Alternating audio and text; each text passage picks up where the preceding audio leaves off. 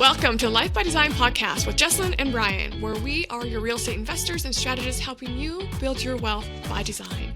Today, we are honored to welcome our guest, Angela Goodman, and she's going to share with us what she does, why she invested in real estate, and how she can help others do it as well. Maybe not so much the real estate, but definitely around the mindset and the mind block. So welcome, Angela. Thank you for joining us today. Thank you, Jessilyn and Brian, for having me on. I am just honored to be here today. I have been in real estate as far as investing in it for about 5 or 6 years, aside from my own personal home. So I have some multifamily property and some other things. So it's definitely created some wealth for me, which has been great. And then nowadays, I help other small business owners learn how to appropriately use their money in order to gain more assets, and then also in order to get rid of any financial blocks that they might have with the flow of money, whether it be tied to their sales, their income, or their profitability. Awesome. Wonderful. And how long have you been working with individuals helping with the money block? Because the money block, sometimes it seems so simple, but yet it's the one thing holding you back, and people don't know how to uncover that. You know, it's funny. I started during COVID. So I have a restaurant that I also own. So it's a business I started back in 2016. And during COVID, I was helping other small business owners kind of pivot their business and understand how to best change given the pandemic. And so I started that way. So it was all about revenue generation, figuring out with them how to get top line money into their business. And then over the last 5 years, it's been about the things I've seen them do or not do based on experiences that they had in very early life. So most of us actually experience money blocks and don't have a decent flow of money from things we learned in childhood, if you can believe that. Mm-hmm. I do believe it. We took a course back, I think just pre-COVID, and we walked through a similar type of concept and exercises, and to dig down and realize the root of mine was from my mom. So, I mean, and that goes way back from when I was a kid, right? And he dug through his as well and found out, yeah, we learn what we know and we know what we see, and we're raised in that environment, right? Yeah, absolutely. And if all we heard was that the money was the root of all evil, or, only rich people, weren't good people. I mean, there are just different things that you might have heard in your childhood and might have experienced with family members who might not have had money, or family members who had lots of money. You learn those experiences and then decide what you're going to be or not be, and subconsciously don't even realize that that's why you make certain business decisions or investment decisions later in life. Mm-hmm. So where did you discover even the concept of a money mindset? Because that's not a very common concept surprisingly amongst business owners and real estate investors and just the general public. Where did you discover that? It's funny. I, over the course of my life, have always had the money I needed when I needed it, whether I had it going into it or not. So I was always able to manifest money and where it would come from, and then how to appropriately use it and do things with it. I didn't even realize it was a gift. I didn't realize other people struggled with it. I didn't realize that there was a such thing as a mindset around your cash flow. I actually had no idea until I went into a bad business deal for myself and lost $500,000, which also happened to be in real estate. Oh, wow. Yes. So during that time in my life, as I was going through this business deal, what I came to find out was that I had shifted my mindset to this place of lack and scarcity because of that business deal. And I'm like, why can't I manifest money the way I used to? Why can't I bring it in the way I used to be able to do? And what I learned was I had shifted my mindset negatively. And then once I realized that, I'm like, oh, okay, now I know what I need to do to get back to where I was. So to be honest with you, that all happened pretty recently. That was about 4 years ago. Mm-hmm. And so as that was going on, I was working with clients who were having other problems with their financial mindset. And I'm like, okay, this is what I'm supposed to do to be helping people. And now I have to go through the pain of going backwards to go forwards, to then be able to teach people how to go forwards on their own.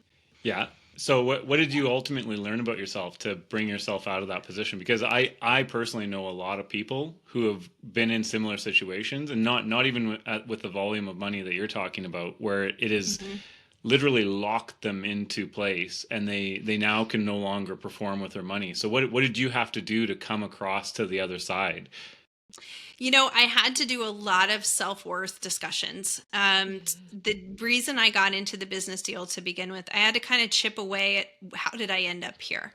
And it wasn't like it was a bad deal from the get-go. The numbers were not the best numbers as far as, performance and things like that based on what I was taking out against the buildings. But what I learned during that time period was I was more worried about being accepted for what I knew and whether or not I was a good business owner and whether or not I could have the knowledge needed to create wealth.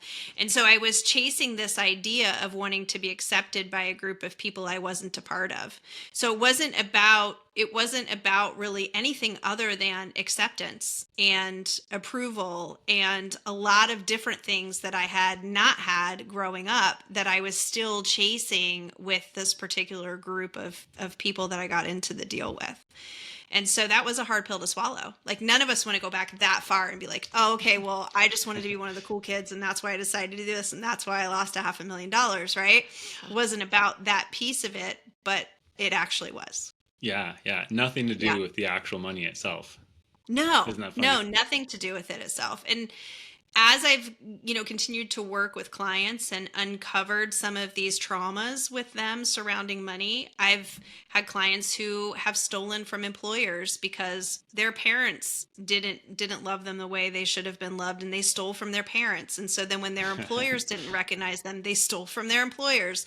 Legitimately, there are patterns that we create in life surrounding money that we don't even realize that we have. And so for me, it was experiencing it and then going through the hard healing work of uncovering why I had those traumas and then healing them. Excellent. Right. Yeah.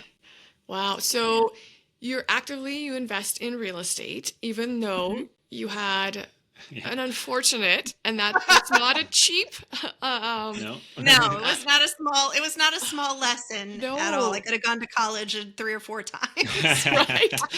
But yet you're still invested in real estate, correct? Yes. And Yes. I think I heard you say multifamily. So why do you pursue real estate? So I recognized years ago that asset growth isn't guaranteed in most areas.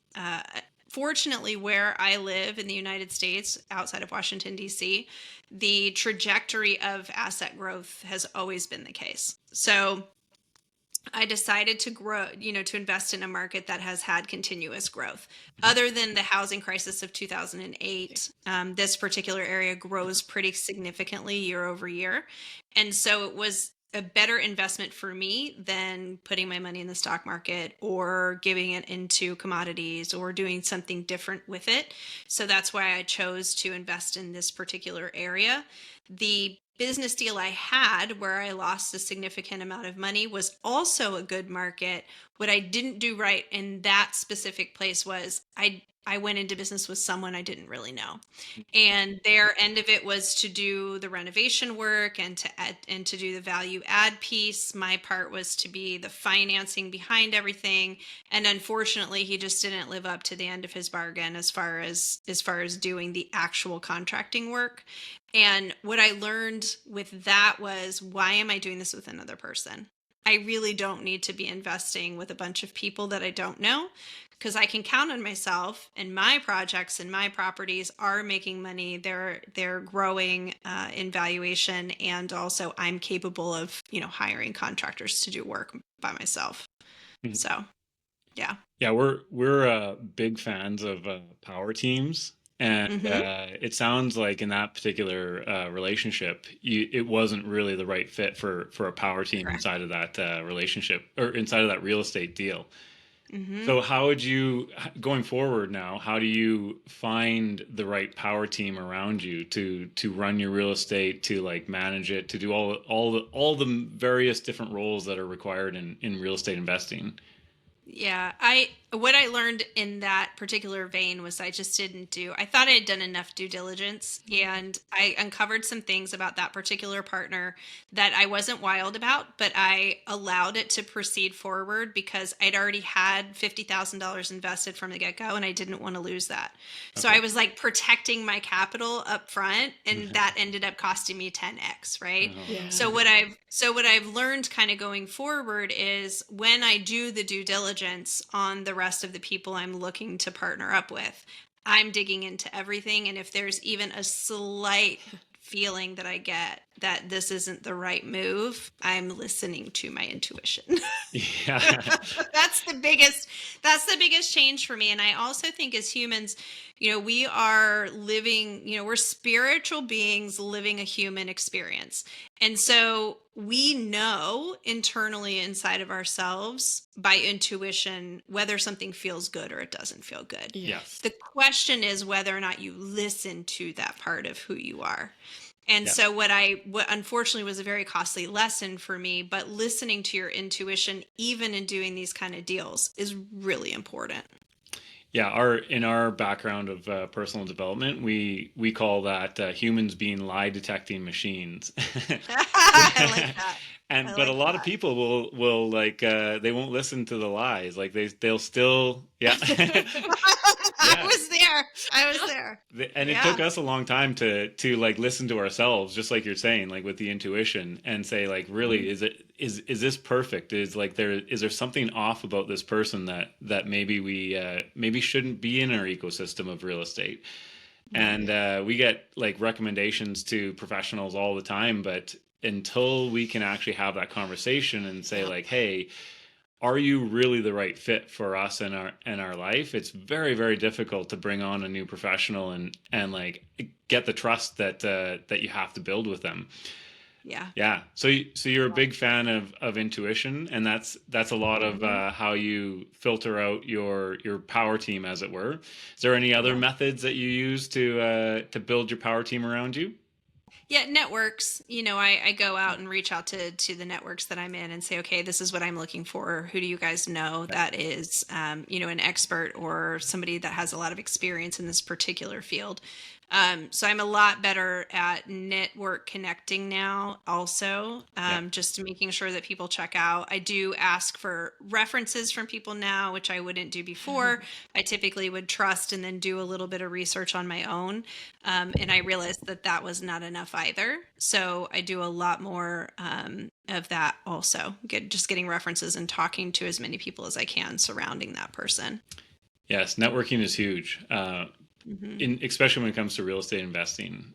People think you just kind of buy a property and then you let it run, but we have a wheel that we draw out for people, and it shows like how many connections and how many points you actually have to like make in order to just buy one single property, even if it's like Yeah.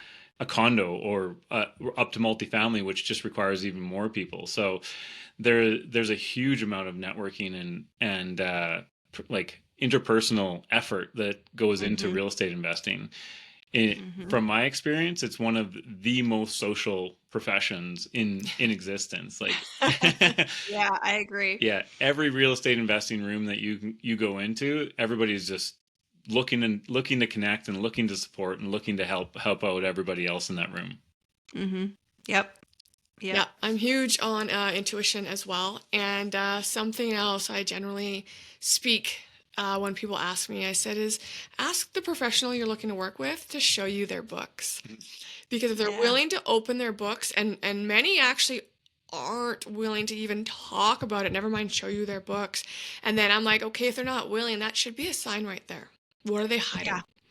Yeah. Right? But there's a lot of people who I find they're just really nice and they're like, well, I don't know if I want to, it's none of my, I'm like, it is your business, it's your money, like this is like absolutely.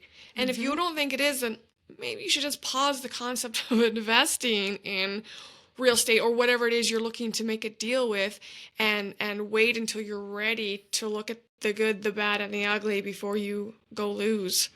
X Yeah. amount of dollars, right? Yeah, absolutely. There's a fear of being found out. We've discovered, and I'm sure you've discovered in a lot of your money mindset Hmm. coaching that Hmm. which is basically what's behind people unwilling to open up their books. Yeah. But if you're willing to be authentic and you're willing to like open up the books, or be transparent, then that's like one of the first keys of a good partner out there. Yeah. Yeah. Yep. Absolutely agree. Yeah. So when it comes to like real estate, wealth strategies, investing, what is one step you could recommend for people to get started in that world? For those who are sitting there going, I don't have enough time, I don't have enough money, I don't have enough knowledge, I don't like, they fear they don't have enough of whatever it is. There's that fear, but not getting started should be what they're fearing, right? Because they're not Hmm. building their wealth. So do you have any advice to give our listeners? Yeah, one of the biggest strategies that I talk with all of my clients about actually is just making sure that you're putting away at least 1% of your revenue. Like you'd be surprised to know, you guys probably wouldn't be, but there are probably some people on here who would be surprised to know most people don't have savings. Mhm. They have very little in their savings accounts. Most people are spending paycheck to paycheck just to have their singular existence, and they want to find ways in order to grow their money, Yeah. but they're not willing to actually save it first. So one of the things that I suggest to most of my clients to do, just 1%, start there. Do something, create the behavior behind saving. And then once you get to certain thresholds with that savings, then you can start looking at, what do I want to use it to invest in? And if Right. you decide to choose real estate, the goal there should be, okay, who do I know in my circle that has successfully done this? Mhm. Who do I know in my circle that has a second home or a second property, or had started small and just had, one or two partners? And just talk to that person. Like, don't be afraid to have a conversation. Real estate investing is not for everyone, Yeah. but you don't know that until you ask the questions. I've got friends of mine who built an Airbnb from the ground up, and that was their first kind of foray into real estate investing. They were too scared to go in with someone else in the beginning, so now they built their own property because that was the part they were comfortable with, and now they've kind of eased their way into renting it out, and so now they're getting much more comfortable with it. But they could have probably taken the money that they used to build that Airbnb and had a lot more valuation somewhere else. But their fear kind of kept them small in the beginning. But as long as you overcome your fear, you start small and you create a behavior around saving, and then find somebody in your network who has done something so you can ask questions. Yeah. And is that where the 1% comes from? Because, for the audience out there, 1% might not seem very, very sexy or very, very attractive, right? Amount of money to be putting away.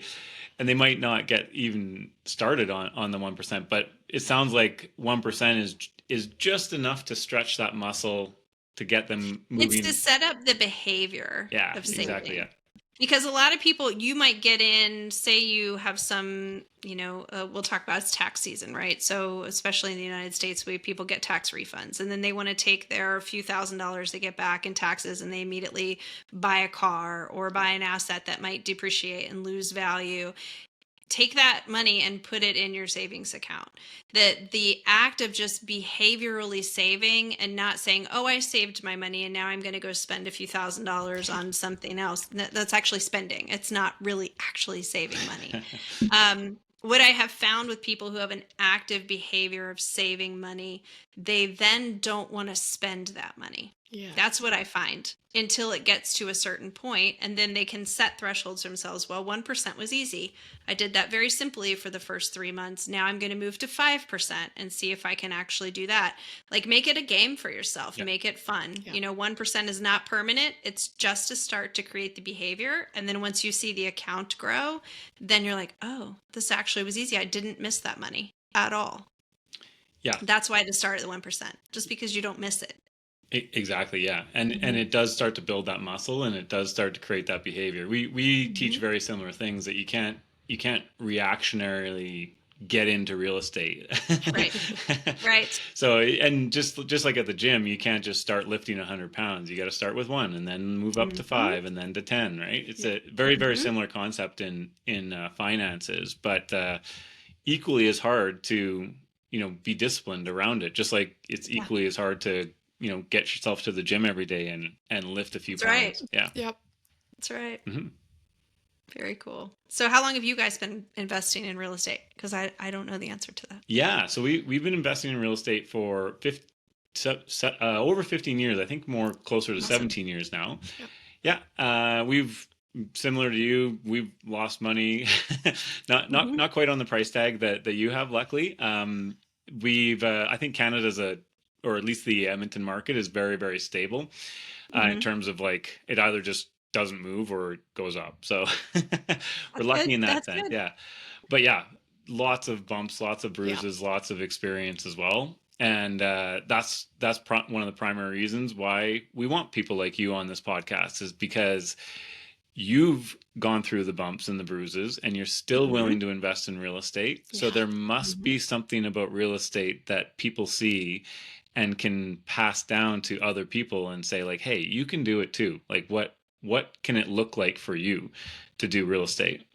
Yeah. Yeah. Yeah. And, honestly, if you look at the housing count, I'm not as familiar with what it is in the Edmonton area, but here where I am, there's a shortage of housing, and there's Oh a yeah. shortage Yeah. of entry level housing. Yes. So people want to come in and buy a condo. They want to buy into the base of the real estate market here where I'm located.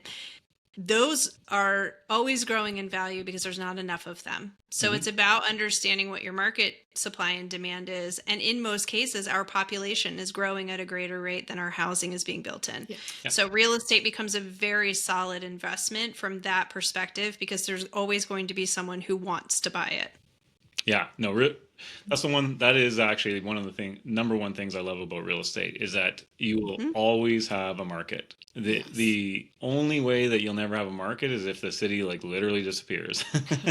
So, Yeah.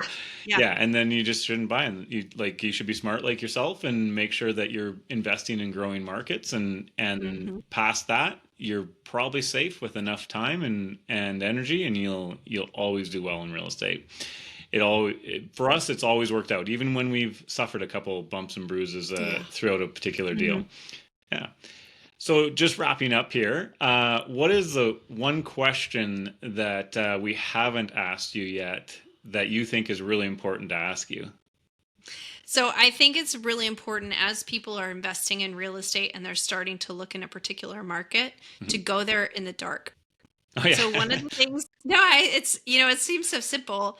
So one of the things that actually was part of the problem in that deal that I told you all about 2 weeks after we closed on the deal, it was a Section 8 housing, which here in the United States is low income Mhm. housing. I had a goal of wanting to go in, add value to the property, and also give the folks who were there kind of a better life. Bring things up Yeah. to more modernization and make things better for the people who were there, not really raising their rents. And about 2 weeks after we closed, there was a drive-by shooting in the Mhm. neighborhood, Mm. which obviously impacted the valuation also of the real estate. So then it made it more difficult to be able to get those, to get those lines of credit in order to help bring the real estate up to, better conditions.